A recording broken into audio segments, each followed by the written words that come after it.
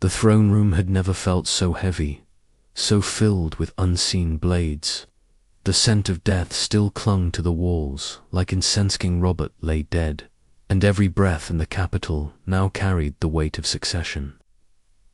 Ned Stark stood tall, before the Iron Throne, flanked by Seer Barristan, Selmy, and a handful of his own household guards. Though far from enough, his grey eyes scanned the court Varys with his silk smiles. Littlefinger, with that serpent's grin, Pycelle nodding drowsily. Beside Cersei Lannister, whose son Joffrey already wore a golden crown that didn't belong to him. "My lords," Ned said, loud enough to cut through the murmuring chamber, "with the death of His Grace, Robert Baratheon, and given the uncertainties surrounding the legitimacy of succession," he paused, letting that word echo, "I invoke the ancient right of Westeros. Let a great council be called." A gasp swept the hall like a windstorm over leaves. Cersei's lips curled. "You presume much, Lord Stark." "I presume justice," Ned replied. King Viserys' eyes death brought about the dance of the dragon's brother against sister, kingdom torn apart. We all know how that ended. I will not allow the realm to bleed again because of whispered lies and secret heirs. Joffrey stood, arrogant and boyish in the stolen majesty of the throne. "I am the king you cannot choose. I wear the crown. You wear a crown forged in lies," Ned said. He turned to the lords present. Robert Baratheon left no true-born heir. The realm must decide. Not a lioness behind a boy's face. Not an ambitious brother. Not a hidden claimant. The great houses must gather. We will honor law, not ambition. Varys blinked slowly, calculating. Littlefinger merely smiled, hands folded behind his back. Cersei's face froze, all pretense gone. She knew now, this man would not play the game. He was flipping the board over entirely. "You dare say this in front of my son," she hissed. "I say it in front of the realm," Ned said. For a moment, it felt like the entire room might explode. Then Barristan Selmy, slow and deliberate, stepped forward and lowered his sword. Not in challenge, in respect. "Lord Stark speaks rightly. The boy wears no truth. Let the Lord speak. Let the realm decide, not shadows behind a throne." Gasps turned to murmurs. Several lesser lords looked to each other, unsure. But one voice cut through the silence, sharp and unexpected. "I support the hand," came Lord Renly Baratheon, stepping forward with his golden cloak fluttering. "A great council is wise. I would rather stand before the realm than squabble behind daggers and doors." Cersei's fury crackled in the air. "This is treason." "No," said Varys softly, with the faintest smile. "It is ... precedent." But in the shadows, Littlefinger's eyes narrowed. This was not part of his plan. If the game changed, he would have to move quickly, and blood would need to spill. The next day, raven scrolls flew from the Red Keep like a black storm. Summons to lords and ladies, invitations to discuss a new king, to avoid civil war, to choose wisely from among the Baratheon brothers, or someone else. In Winterfell, Maester Luwin read the message aloud to Catelyn, whose hand trembled. In Riverrun, Lord Hoster chuckled weakly. In the Vale, Lysa shrieked at the notion of leaving her nest. In Highgarden, Alina Tyrell whispered to her son, Mace, "Start dressing Margaery. She's going to need a king." And in Dragonstone, Stannis Baratheon sat alone in the dark, jaw clenched. "They delay justice," he muttered. "They question my birthright." But in that delay, something darker stirred. Tywin Lannister would not wait for votes and parchment. He would answer with fire and gold. The realm had a chance to choose peace, but the sword hovered over them all. The ravens flew like omens, black wings streaking across grey skies. Some carried hope, others carried war. By the time the scrolls reached the great halls of Westeros, the realm was already stirring. The message was simple but weighty. Lord Eddard Stark, Hand of the King, acting in accordance with law and ancient precedent, had invoked a great council to choose the next ruler of the Seven Kingdoms. The chaos of succession was to be replaced, with deliberation at least on parchment. In Dragonstone, Stannis Baratheon read the message with all the warmth of frozen iron. He held the scroll so tightly that the wax seal cracked under his thumb. A council, he growled. They would vote on what is mine by law.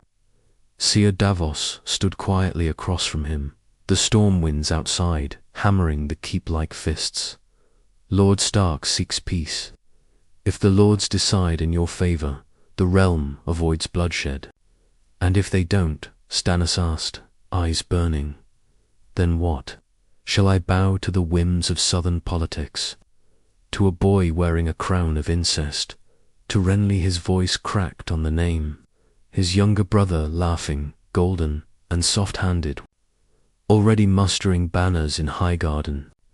Stannis had no doubt Renly would arrive, not as a supporter of the council, but as a contender for the throne. Davos cleared his throat. You could still send a raven, appear at the council. Let the lords hear your claim from your own mouth.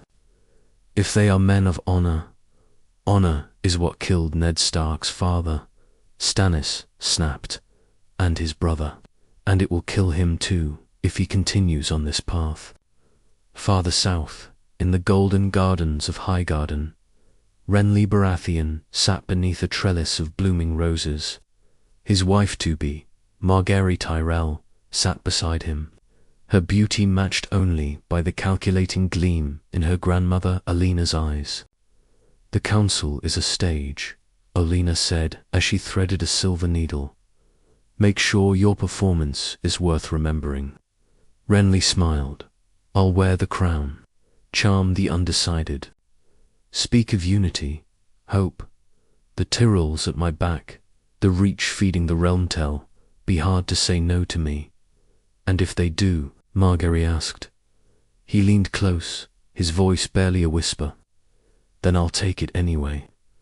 In the airy Lysa Arryn, had no intentions of joining anything. The council is a Lannister trick, she told her maester, clutching her son Robin tight. They'll drag us down from the mountain, steal my boy's inheritance, and poison us in our sleep. The maester tried to reason with her, but Lysa was unmovable. No Arryn banners would ride for the council knot unless someone forced her hand. In dawn, Prince Doran Martell received the scroll with unreadable expression. His joints ached, and his health had waned, but his mind was sharper than ever. He sat with the message in hand, speaking only to Ariohata. Peace bought with law is better than war bought with fire. Let the Lannisters burn themselves. Let the Baratheons argue. We will wait. And if they call for your vote, Prince Aryo asked. Then we remind them of Ilia Doran said softly, and her children. Let them remember what the Lannisters did when no council was called. At Riverrun, Catelyn Stark paced the corridor, scroll in hand, worry shadowing her face. Ned was alive, for now, but for how long? She didn't trust the court or any promise of neutrality. She knew too well how quickly honor turned to ashes when ambition filled the room. My lady, Seer Edmure, said, entering with another raven scroll. Robb has read the letter. He's calling the banners. Catelyn froze. No, if the council is real, war is not necessary. He fears a trap. For Lord Stark, for all of us. The North remembers. She shut her eyes tightly, torn between relief and dread. Peace was still possible, but the drums of war had already begun to beat. And in the shadows of King's Landing, Petyr Baelish watched it all unfold with growing irritation. The council threatened everything he had carefully built: uncertainty, shifting loyalties. So he did what he did best. He began to whisper. To Cersei, he said, "Let the lords come. Smile at them, feed them. Let them believe they have a choice, then choose for them." To the Goldcloaks, he said, "Ned Stark's safety is not your concern. Coin is, and the Queen pays better." And to Sansa Stark-Sweet, innocent Sansa, grieving her father's imprisonment, he began to play the long game. "You can save your father," he whispered to her, "but only if you tell the Queen everything." The trap was not laid in battlefields, but in parlors and prayers, trust and betrayal. As the great council approached, wagons of noble banners moved toward Harrenhal, chosen for its central location and towering ruins that could hold them all. A gathering of kings, lords, and secrets was on the horizon. But even before they arrived, the blood had already begun to spill. The sky over Harrenhal loomed, dark and heavy, clouds bruised with the promise of storms. It was fitting Harrenhal had always been cursed, and now it would host the most dangerous gathering in Westerosi history, the Great Council of 300 AC. As some were already calling it, was unlike any before. Lords came not in peace, but in fear, ambition, and thinly veiled rage. The ruined towers and massive stone halls were hastily cleaned and restored by order of Lord Went, though no amount of scrubbing could rid the place of its haunted past. Servants whispered of ghostly laughter in the night, and some nights refused to sleep within its walls, pitching tents instead on the surrounding grounds. By the end of the week, the valley beneath Harrenhal was a forest of banners. The Stark direwolf, the Baratheon stag, the Tyrell rose, the Arryn falcon, the Tully trout, and even the Martell sun and spear, though no Dornish prince had yet arrived, only a quiet delegation of advisers. The Lannister lion, however, flew in force. Lord Tywin had not come in peace. He brought 800 knights and 3,000 men-at-arms. He did not travel in a litter or under parley. He arrived like a conqueror. Inside Harrenhal's great hall, Lord Eddard Stark stood by the high dais with Seer Barristan, Selmy, and Grand Maester Pycelle. Though he bore no crown, his presence quieted the room. Lords arrived in waves. Brynden Tully, representing Riverrun, while Edmure marshalled troops in the Riverlands. Garland Tyrell, sent in place of Mace, with Margaery by his side, more poised than ever. Jon Royce of the Vale entered, armoured and grim, glaring at Lysa's empty seat. Davos Seaworth walked humbly beside Stannis Baratheon, who held his chin high but made no effort to hide his contempt. Then came Renly, draped in gold and green, smiling like a crowned peacock. He entered with Loras Tyrell beside him, their hands brushing for a heartbeat before separating. Cheers greeted him from minor lords and southern banners, and with them the Tyrell army not far behind. Still, there was no king. Not yet. On the third day, the chamber gathered in full. Pycelle droned through ancient legal precedents, scrolls and dust. Ned said nothing. He waited. When the time came, each claimant was invited to speak. The room tensed like a loaded crossbow. Stannis went first. He didn't charm. He didn't smile. He laid out a cold, merciless argument of bloodlines and law, citing Robert's bastards, Cersei's treason, and his own legitimacy. "I am the king," he said simply, "not by want, but by right. If the realm discards law now, it will never know peace again. Renly followed, countering, with fire and laughter. He invoked unity, love, strength, and popularity. He reminded the lords that people followed who they loved, not who was born first. Stannis may be the stone, but I am the song, he said, and Westeros is tired of stone. Some laughed, some frowned. Tywin watched them both in silence. Then Ned stood. He held a single scroll, Jon Arryn's original letter, the seed that grew into all this madness. He read it aloud, naming Joffrey a bastard, naming Cersei as conspirator to Robert's death, and calling for the boy to be stripped of all titles. A ripple of murmurs moved through the hall. The silence broke when Tywin Lannister rose. "This council is a joke," he said coldly. "A weak man's dream of peace. You do not debate a lion's kububo, or you bleed." He walked slowly to the center of the room. "My grandson, Joffrey Baratheon, is king. He sits the Iron Throne. If you say otherwise, then say it to my army." He dropped a sealed letter onto the stone floor. "King's Landing is no longer under debate. My men hold it. The Red Keep answers to me. And should this council name anyone but Joffrey, the streets will burn." He turned and left the hall. No one moved. That night, a fire broke out in the east tower of Harrenhal. 3 guards were found burned in their beds. Rumors of poison spread after a Vale Lord collapsed during supper. Whispers said Varys had arrived in secret, meeting with unknown figures beneath the keep. Some claimed even the faceless men had been spotted among the small folk. And the next morning, a messenger's head was found on a pike outside Renly's tent. No name, no warning, just a crown of thorns shoved into his mouth. The council was crumbling. Outside Harrenhal, in the woods, Robb Stark and his bannermen waited, camped just beyond the Lannisters' sight.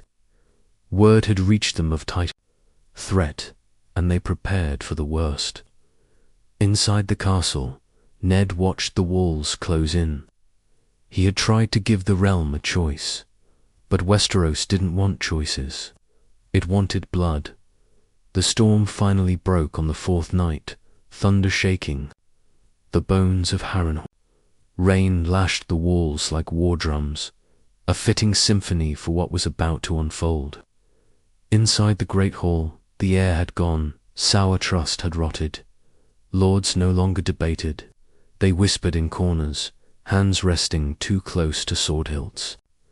The great council, once imagined as a beacon of order, had become a pressure chamber, and something was about to blow.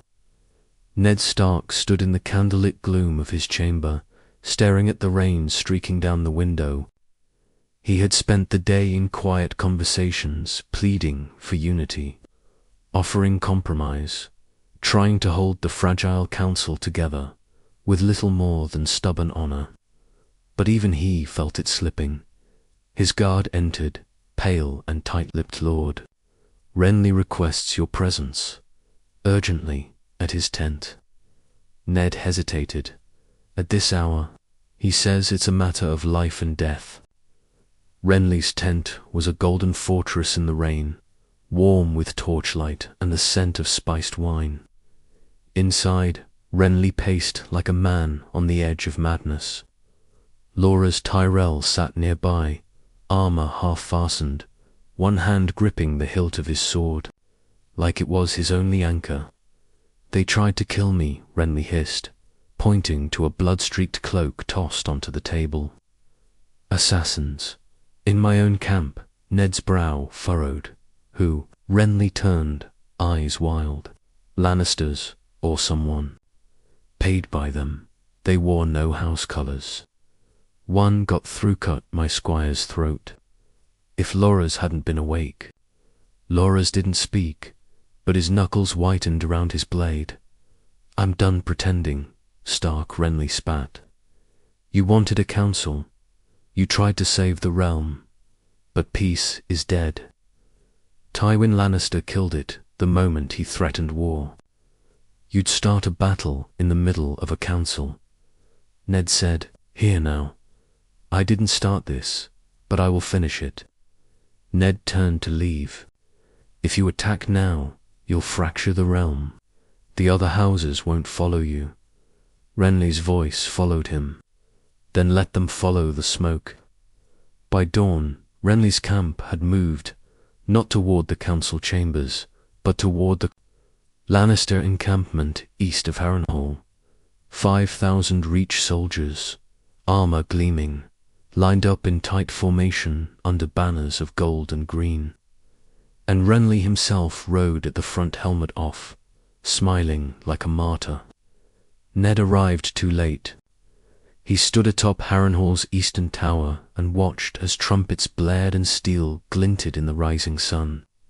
The peace was officially dead. The Lannister camp responded with terrifying speed. Tywin's men, disciplined and many, emerged like a swarm. The gold of Casterly Rock faced the Rose and Stag of Highgarden. Then it happened. A single arrow no one ever knew from where sailed high and struck a Tyrell knight in the throat. He collapsed like a sack of meat. The second arrow followed, then a dozen more. Then all of hell broke loose. Below, the Battle of Harrenhal exploded into chaos. Renly's charge was swift, fearless, and foolish. Loras rode beside him, sword dancing, but Tywin's lines didn't bend. They swallowed the charge with brutal efficiency. Steel clanged, men screamed, and blood soaked the trampled mud. Inside Harrenhal, Ned ordered the gates shut. "No one joins," he said. "No one interferes." Stannis watched from the battlements, silent and grim. So much for votes. Pycelle wept in a corner. Seer Barristan stood with hand on his sword, watching, waiting. Barry's arrived like a ghost. "This was always going to happen," he said softly to Ned. "You gave them a path, Lord Stark. But wolves don't herd sheep. They hunt them. Then we've all failed," Ned muttered. "No," Varys said, "but the game has changed." By nightfall, the field was aflame. Renly's army had retreated. Loras had to be pulled from the fray after taking a spear to the shoulder. Renly lived barely, but his aura of invincibility had burned away in the mud, and Tywin stood victorious. He did not press further. He didn't storm the gates of Harrenhal. He had proved his point. The council would now either crown Joffrey or prepare for war. In the aftermath, the council chambers were half empty. Some lords had fled. Others died in the fighting. The survivors sat in stunned silence. Ned addressed them once more, voice shaking with fury and grief. This was to be our chance, our moment to choose law over swords, and we let blood decide. He stared around the room. The great council is broken. Later that night, a secret meeting took place in a dusty side hall of Harrenhal. Present were Ned Stark, Stannis Baratheon, Lord Royce of the Vale, Brynden Tully, and 2 silent men in black cloaks. They spoke no words. They carried no banners. "They will crown Joffrey by week's end," Royce said bitterly, "and Tywin will call it law." Stannis turned to Ned. "You still believe peace can be brokered?" Ned didn't answer right away. Then, no, not anymore. He looked to the 2 cloaked figures. One stepped forward and placed a letter on the table, sealed with a silver dragon. "The boy is ready," the man said. "Aegon lives." The letter sat like a dagger on the table, its seal unbroken, the silver dragon gleaming under torchlight. The air in the chamber held still, as if even the wind was listening. Ned Stark stared at it, frowning. Aegon, he said slowly. Rhaegar, son, he died, in the sack of King's Landing. The cloaked man who delivered it stepped forward, revealing his face. Pale, weathered, eyes like distant smoke. No, Lord Stark, he said. He lived, hidden, protected, raised not as a prince, but as a man of the people, not spoiled, not soft. He was saved for this moment. Why reveal him now? Growled Stannis. His arms were crossed, jaw clenched. When we're drowning in pretenders and bastards and liars. Because, came a soft voice from behind them, the realm will never unite behind either of you. Varys stepped from the shadows, silk robes rustling like whispers. He didn't smile this time. He looked tired, almost human. You are the rightful king, Lord Stannis, he said, but not the king Westeros wants. And Renly has proven what. He is a showman, with no stomach for real battle. He turned to Ned, and you tried to hold this realm together with honor. But honor doesn't bind shattered kingdoms. Ned's eyes narrowed. So your solution is to bring back a Targaryen, the same family Robert bled half the realm to destroy. This boy is not Viserys, Varys replied calmly. He is not mad. He is not a fool. He has been raised for rule, taught by scholars and soldiers. His blood is royal, his purpose clear. He is the bridge between old wounds and new hope. Royce leaned forward. Where is he? On a ship, the cloaked man said, sailing from Essos, with the Golden Company behind him. Even Stannis flinched at that. The Golden Company hadn't crossed the sea in 100 years. Foreign army, Stannis muttered. That's what you offer the realm. More fire and steel from across the waves. A chance, Varys corrected. A new name, a clean start. One not tied to the north, or the reach, or the rock. Just. The realm, by sunrise, the secret was spreading. Not to the lords, not yet, but to the servants, the knights, the Zell's words, whispers of a silver dragon returning to Westeros, born of fire and vengeance. Cersei heard it first. A serving girl found beaten and bloodied, unable to speak. The Queen Regent ordered 12 men arrested, including 2 known to have visited Essos in the last year. Joffrey, sitting bored on his borrowed throne in the throne room of the Red Keep, didn't understand the danger. Let him come, he scoffed. I'll have his head dipped in gold. Tywin, however, understood all too well. He summoned his generals. Begin the ravens, he commanded. To every house that still holds blade or breath, we must not let this boy set foot on Westeros without meeting a storm. In the Riverlands, Robb Stark rode south, wordless, determined. His army swelled with bannermen, angry at the council's collapse and Tywin's threats. Though Ned was still alive, Robb no longer believed in diplomacy. His honor burned the moment Harrenhal turned to blood. The South broke faith. He told his men, we will not beg it for scraps. If the realm crowns a bastard, let them do so with the North on fire. At Riverrun Bryndon, Tully sent riders to ally with the Vale and Dawn. They were not yet part of the war, but they would have to choose soon. And in the Vale, Jon Royce began preparing for war even as Lysa locked herself deeper in the Eyrie, trembling.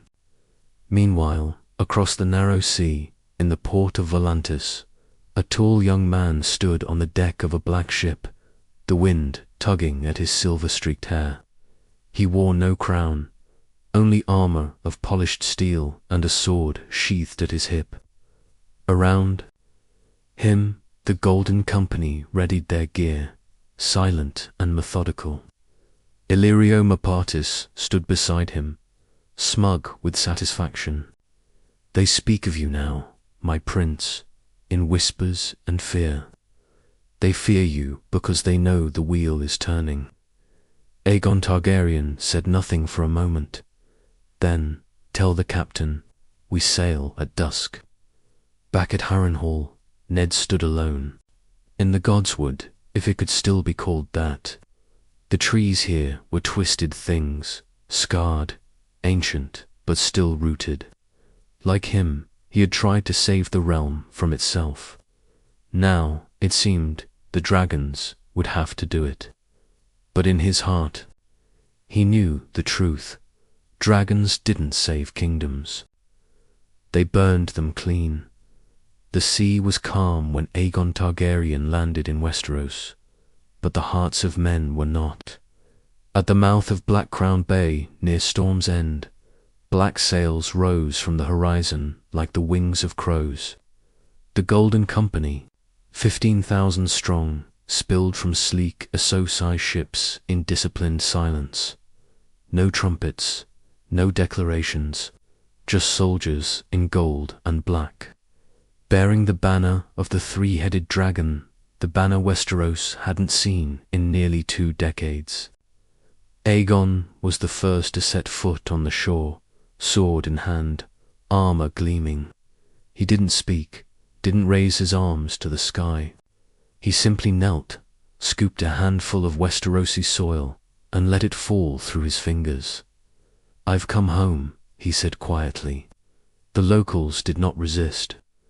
The lords near Storm's Inn fractured after Renly's Falia sent ravens immediately, unsure whether to bow or beg. And when Aegon sent letters sealed in silver wax, claiming his name, his parentage, and his purpose not vengeance, not conquest, but restoration, those same lords began to bend the knee. In King's Landing, the Red Keep was a hornet's nest. Cersei Lannister read the Raven aloud to her council, fingers trembling with rage. Aegon of House Targaryen, son of Rhaegar, grandson of Aerys, first of his name. I come not as a conqueror, but as the rightful king. Yield your swords and your crown, or meet me on the field of fire. Joffrey threw a goblet across the room, red wine splattering against a marble column. I'll feed him to the dogs. He shrieked, he's nothing, nothing. But Tywin didn't speak for a long time. His jaw tightened, his brow furrowed. Is the boy truly Rhaegar's son? He asked. Varys offered no denial. I believe so, my lord. His story is compelling. His face is familiar, and the Golden Company swore oaths to the Blackfires once.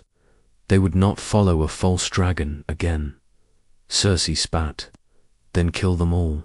Send the fleet. Burn him at sea.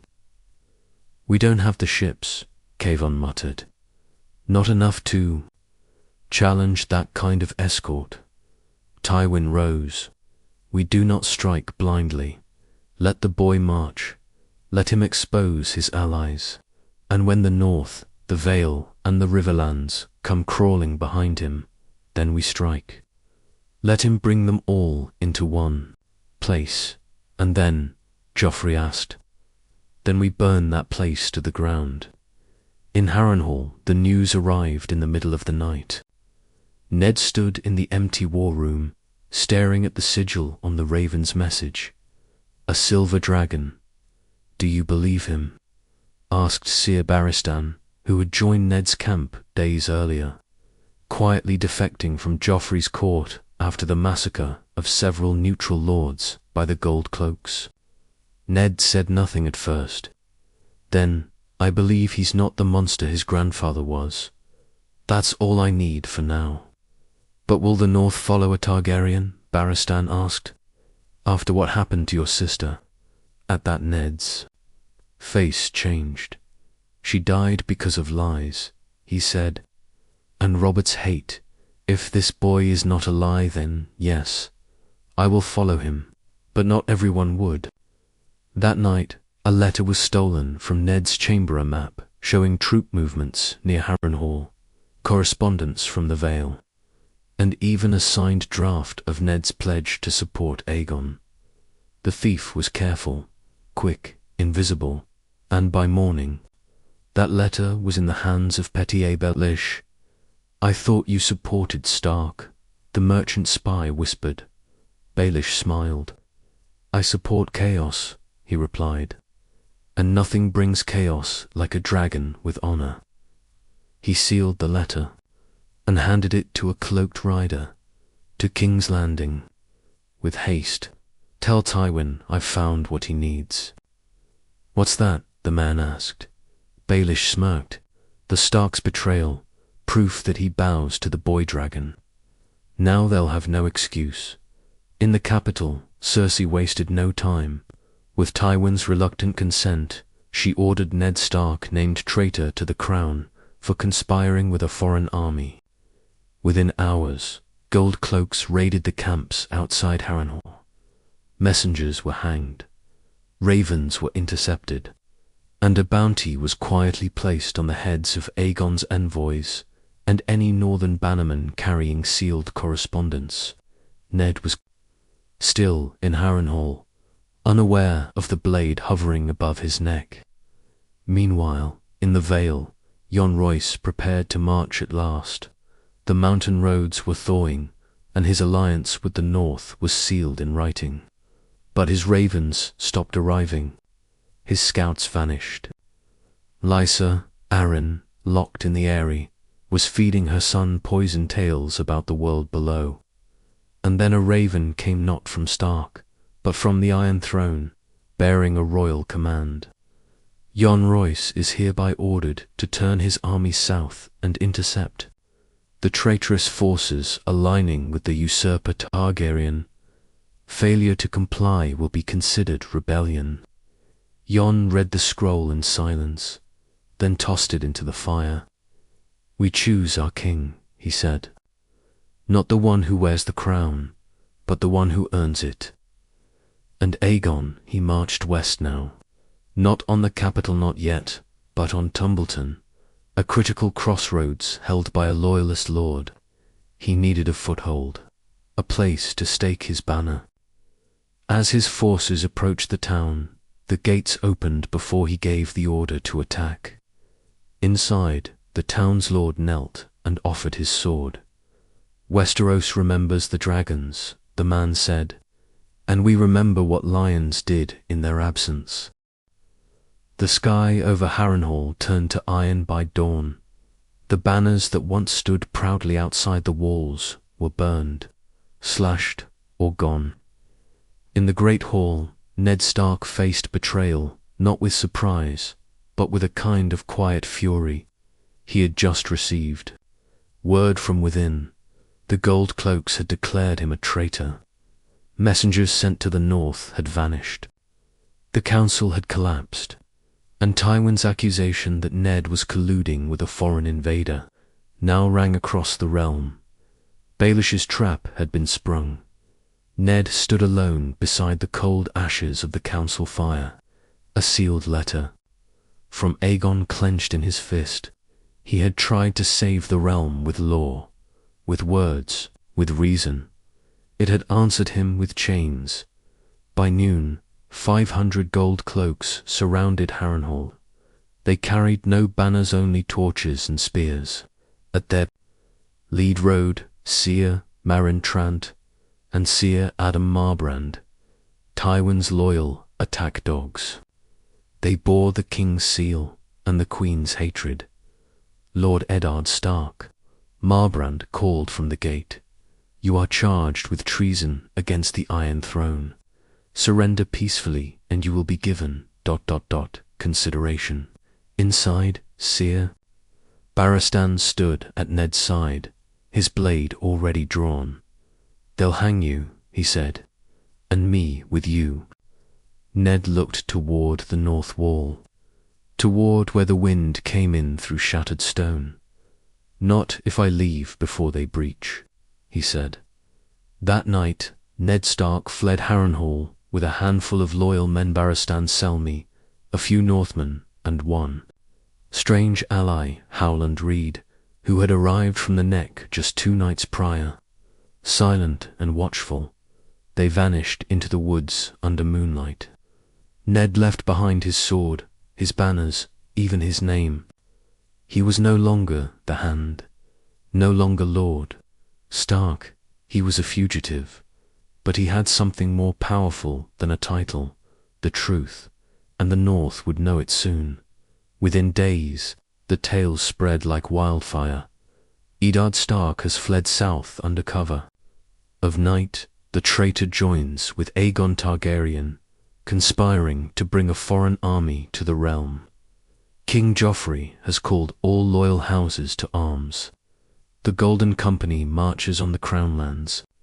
The North is rising. The Vale is moving. This is war. Baelish fed the flames expertly. Letters were forged.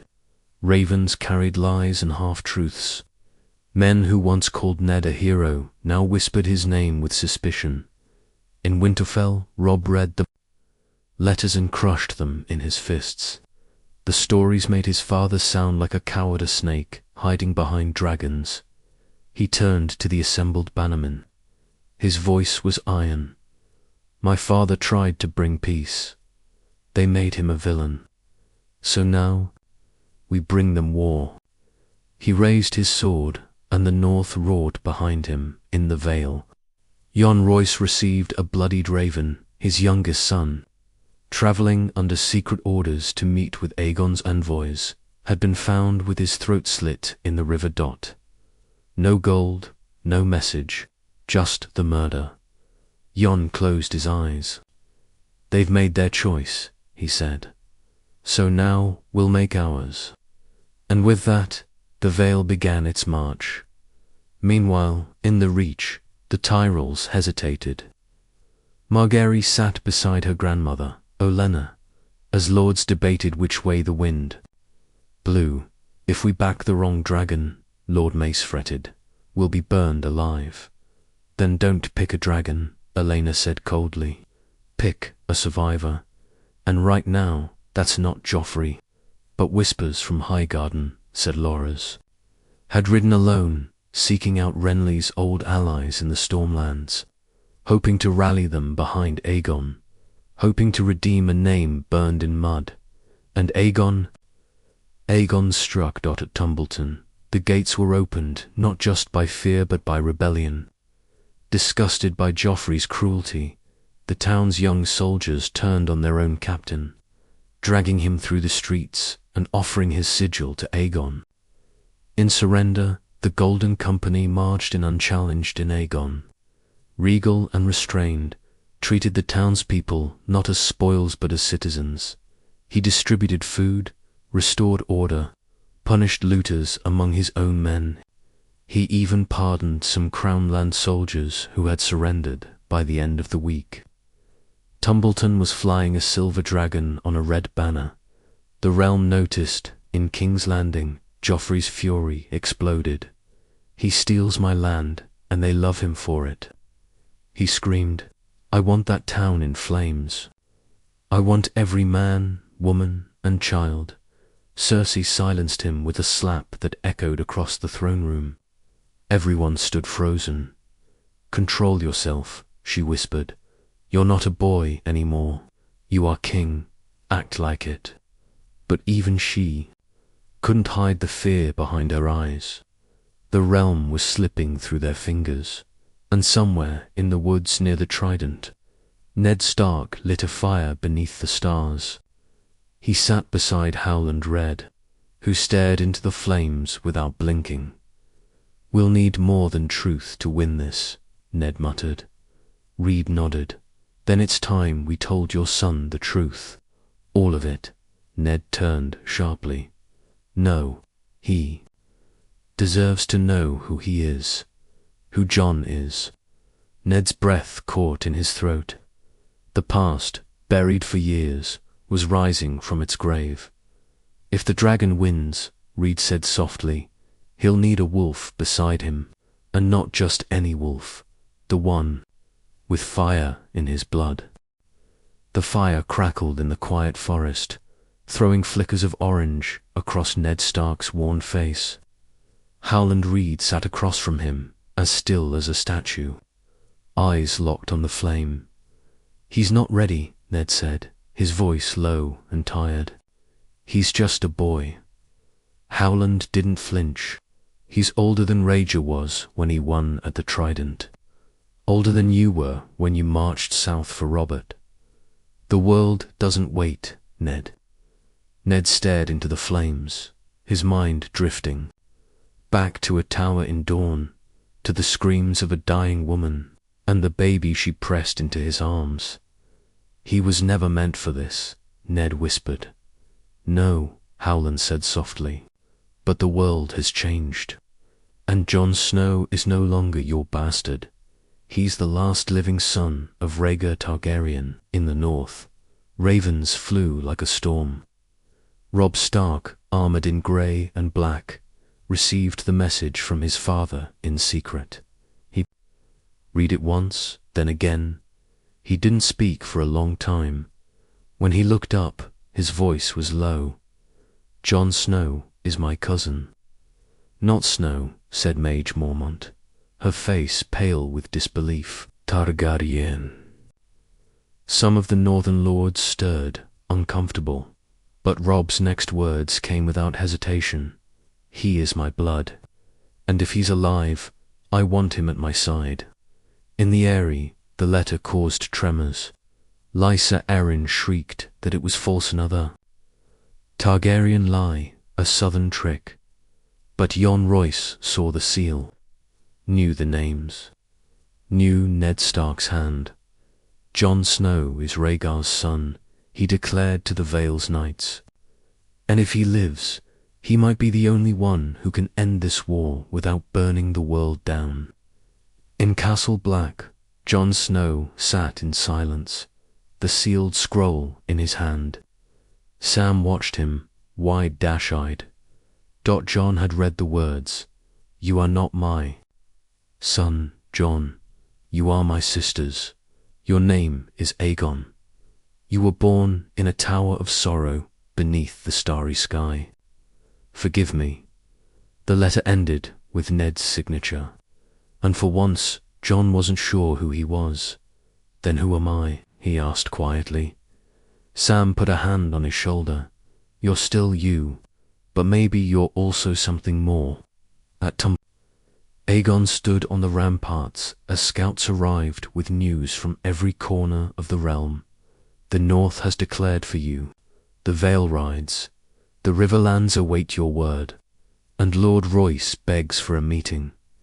Aegon's jaw tightened. "What of the capital?" "They're preparing for siege. Joffrey has ordered wildfire stored along the walls. He's preparing to burn it before he yields. And Cersei, she hasn't been seen in 3 days."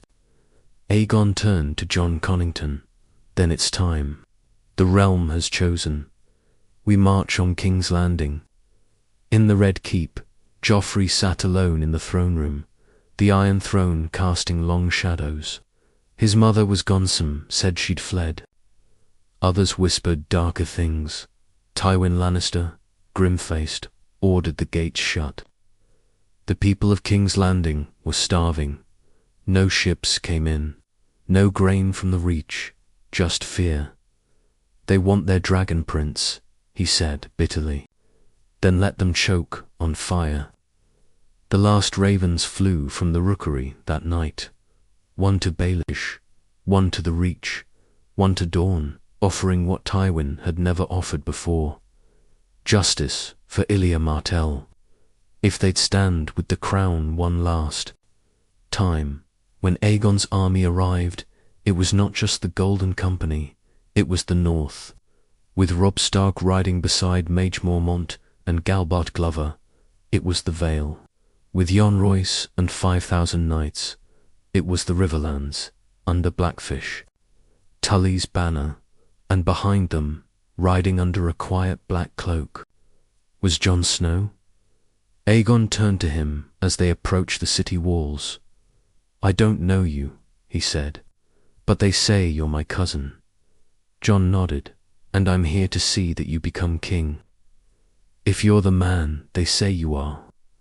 Aegon smiled faintly. "Let's hope I am." The siege of King's Landing was short but savage. Tywin had ordered wildfire set at the gates, but his command was undermined from within. Ser Barristan had sent his own men to disable the caches. The Goldcloaks, hungry and angry, opened the city gates when Aegon's envoys promised food. The only resistance came at the Red Keep. Tywin. Lannister refused to flee. In the end, it was Arya Stark, disguised among the small folk, blade hidden. Under rags who found the path through the sewers, and when she emerged, bloody and wild-eyed, Joffrey lay dead, a knife in his throat. Eyes wide in horror. "They never saw me coming," she whispered. Aegon entered the throne room not as a conqueror but as a king. The Iron Throne loomed before him, and the people hungry, tired, broken watched in silence. He did not sit immediately. Instead, he turned to the crowd and raised his voice. "I am not here to burn this city. I am not here to take vengeance. I am here to build something better." He paused, with the North, with the Riverlands, with every part of this realm that has suffered too long under liars and cowards. He looked to Jon, standing beside Robb, and "I will not rule alone." In the weeks that followed, Tywin Lannister was executed for war crimes, and his body displayed not in malice, but to show justice. Sansa Stark was returned from captivity and named Lady of Winterfell. Arya disappeared, again, into shadow. Jon Snow refused all titles, but accepted command of the new King's Guard.